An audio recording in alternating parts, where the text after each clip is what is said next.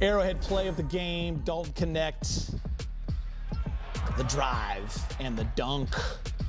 The game likes it. I really do, Geeta. It's just a continuation for a shooter that can shoot to be able to roll and curl on into that lane for that dunk. Just shows his versatility and smarts. No doubt. AD didn't score 40 points like he did 2 weeks ago against the Spurs, but a well-rounded night, 19, 14, and 7. He's speaking with Mike in the locker room. All right, Anthony, I asked JJ first about kind of the bench guys like Max and Dalton, and he said, yeah, they were great, but then he pointed to, just brought up on his own, your passing tonight. He said, I think he had 40 here last time. He said the Spurs played you a lot differently, and you picked them apart with your passing. Just wondered what you saw and what you were trying to get to. Yeah, I mean, they were doubling off the passer. As soon as I caught it, there were 2 in my lap, so making the right reads, getting off the basketball, and hitting the guys that's open. But credit to these guys for making shots. So yeah, they played me a lot different. They didn't play one-on-one like they did the other time we were here, and I just tried to make the right reads.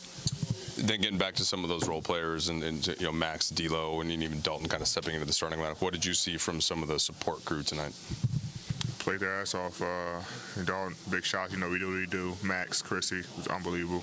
With his defensive presence and making plays on the offensive end. D'Lo, making shots, making the right reads, passing the ball. So I think everybody played well tonight. We played team basketball, and it showed. Clearly there's frustration from you guys after losing 3 straight, and it's kind of the way that you did. How significant was it to find a way to win a game against a team that had won 4 straight as you fly back home? That was good. Get back in the win column. Obviously it's it's frustrating and it's tough. When you lose basketball games, but it's how you respond. And the good thing about the NBA, you always got one. Either the next day or next couple days, to kind of redeem yourself. So I think we had a solid 48 minutes. Obviously they made a run, which every team will because it's the NBA. But we responded with a run of our own and was able to get some separation and lock down the lead. You just kind of mentioned to drill in on that. I mean, you guys had a good half against Phoenix, good half against Denver, and when the push came from the other team, it kind of things sort of fell apart. As you guys were playing well, how much was consistency? Keep it going. Was that the vibe on the bench? And I guess how significant is it? We're just trying to get good looks. Run our offense and live with the results, and put guys in actions that we thought that we had an advantage with. And we were able to get some lobs, some pocket passes, some open threes. But we just stayed with it. I think we focused more and trying to get stops. They called the first time out, so that was a good sign for us. And now it's just about going out and executing, for the rest of the time. So, for us, we just wanted to come out with a defensive mindset, get stops, and then on the other end, execute our offense and score the basketball. Dalton seems to play the same way regardless if he's coming off the bench starting, but what kind of different dynamic? Spacing. I mean, he's an elite shooter. He can shoot the basketball. I was able to get some open shots because he's setting back screens, and when you shoot the ball as well as he does, 2 people tend to go to him, and you kind of leave me open at the rim, or if their guy helps me, then you got another guy who's open in the corner on the wing. So he brings a different dynamic to us, whether it's a starting unit or in a second unit, but.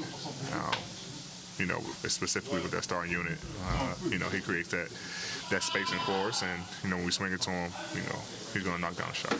JJ was talking about the kind of the game plan with the Reds, and then which presumably he's talking about blitzes and like how often you guys do that 1 through 5, and kind of with Wemby involved.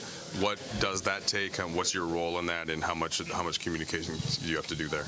I mean, it's very simple. Just communicating, our coverage, the red, keep the ball in front. Obviously Wemby is, can shoot the basketball. So, we want to switch and make sure that, he's not getting open threes. His last 2 games, he shot 14 threes a game, 14 and a half, something like that. So, we want to make sure that we try to limit those attempts. And if he did shoot them, they're not open, they're, highly contested, which most of them were. So, it was a good game plan, and I think we executed it to a T. You've matched up against him a few times up to this point. Is it jarring to see a 7'4" player taking 9 threes a game the way that he is? I mean, it's his game. I don't, it's not on my team. I don't know what they're telling him, over here, or, their game plan, or their offensive, schemes or whatever. I mean, he can shoot the basketball, so, and nobody's blocking his shot. So, like I said, I don't know what they have him doing or what they want him to do. So it's really none of my business. More to come. Lakers snapped their 3-game losing streak with an impressive win over the Suns, 119-101, the final score in San Antonio. More post-game reaction. I'm on my job, I'm doing my thing, I'm flexing the board, do it again. They say whatever, and I don't just talking, you